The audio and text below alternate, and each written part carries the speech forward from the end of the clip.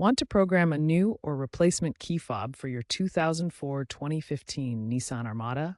It's a straightforward process you can do at home. These Armadas use a simple radio frequency RF system. You'll need your key fob with a working battery, CR2032, and your Armada's ignition key.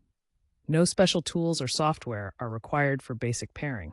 Aftermarket fobs from brands like Keyless Option are widely available and often more affordable than genuine Nissan parts. Make sure the replacement fob is compatible with your model year. 314 MHz for models up to 2011, 433 MHz for later models. Insert the key into the ignition without starting the engine. Cycle the ignition by turning the key to the on position, then immediately back to off. Repeat this cycle 5 to 6 times within 10 seconds.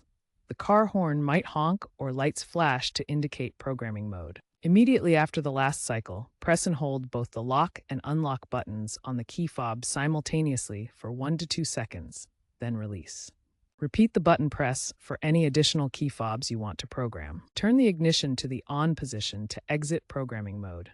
Test each fob to ensure it works. Some 2012 to 2015 models may require pressing the panic button instead of lock-unlock. If programming fails, check the fob battery or consult your owner's manual.